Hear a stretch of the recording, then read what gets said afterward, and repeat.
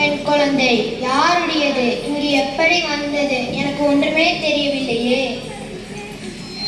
பெருமாளே, பொன்னை கொடுத்த நீதான் இந்த பெண்ணை கொடுத்தாயோ?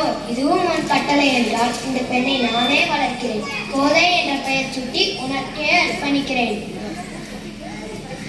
காட்சி 2. கதாபாத்திரங்கள்: பெரியாழ்வார் கோதை. இடம் வீடு. கோதையின் குழந்தை பருவம்.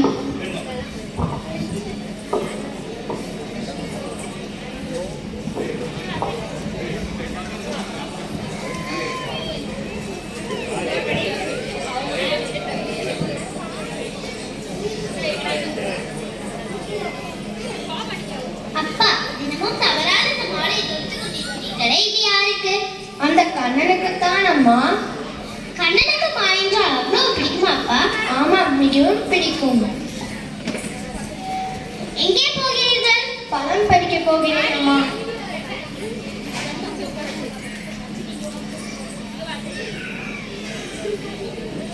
கண்ணா, கண்ணா, வா, இருவரும் சேர்ந்து விளையாடலாம். வா.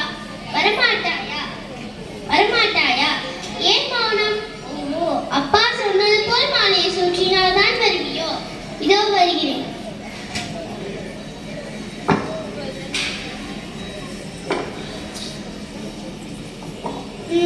மாலையை தரமாட்டேன். நீதான் பொல்லாதவனாயிற்றே.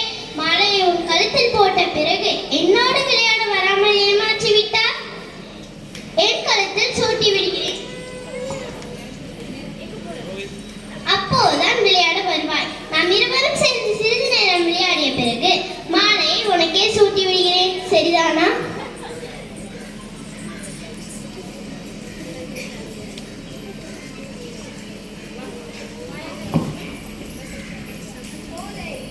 கோதை, எத்தனை துணிவு உனக்கு! யார் கொடுத்த தைரியம்? உனக்கு நீ சூட்டிக்கொள்ளவா மாலையை கொடுத்தேன்?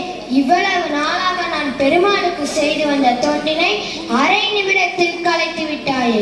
கலற்று மாலையை, போ வெளியே. அப்பா, உங்களை விட்டு நான் எங்கே போவது? அடித்தாலும் அணைத்தாலும் நீங்கள் தானே என் துணை. நான் செய்த தவறுக்கு தண்டனை கொடுத்து விடுங்கள் அப்பா. அல்லாதே அம்மா, ஆத்திரத்தில் நானும் குழந்தையாகி விட்டேன். ஆண்டவனுக்கு தொடுத்த மாலையை நாம் அணிந்து கொள்ளலாமா? அது மகா பாவம் அல்லவா? இதுவே முதலும் கடைசியாக இருக்கட்டும். நான் நந்தவனம் சென்று புதிய மாலை தொடுத்து வருகிறேன்.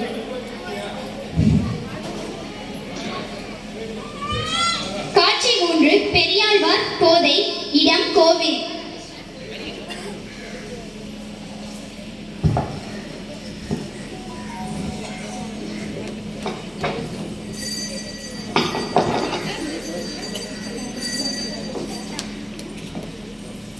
பெருமாளே, பேதை மகள் தெரியாமல் செய்து விட்டாள். உனக்கு சூட்ட வேண்டிய மாலையை அவள் கழுத்தில் சூட்டி விட்டாள். அவள் தவறை மன்னித்து விடு.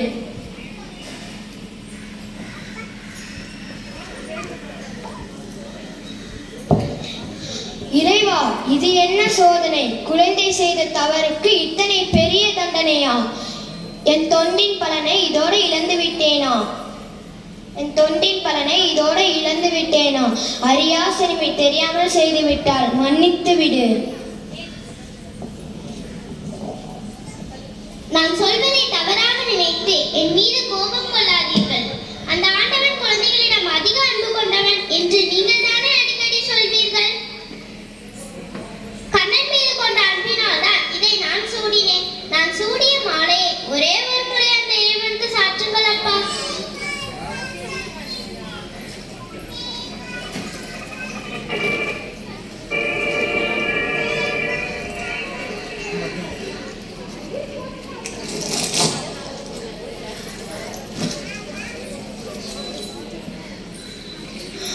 ஆண்டவா, என்னே உன் கருணை. சிறு பிள்ளைகள் மீது நீ வைத்த அன்பினை காட்டுவதற்காக நடத்திய நாடகமாயது. தாயை, நீ போட்டுக்கொண்ட மாலையை பெருமாள் ஏற்றுக்கொண்டார் அல்லவா? அதனால் இன்று முதல் நீதான் அம்மா சூடி கொடுத்த சுடற்குடி. வருங்காலத்தில் உனது வாக்கிலிருந்து வரும் சொல்லெல்லாம் நாச்சியாரின் திருமொழி என்று நாடெல்லாம் புகழட்டும். ஆண்டவன் உலகத்தை ஆளுகிறான், நீ அவனையே ஆண்டு விட்டாய். ஆண்டவனே ஆட்கொண்ட பெருமை பெற்றதால் இன்று முதல் ஆண்டாள் என்ற திருப்பெயர் உனக்கு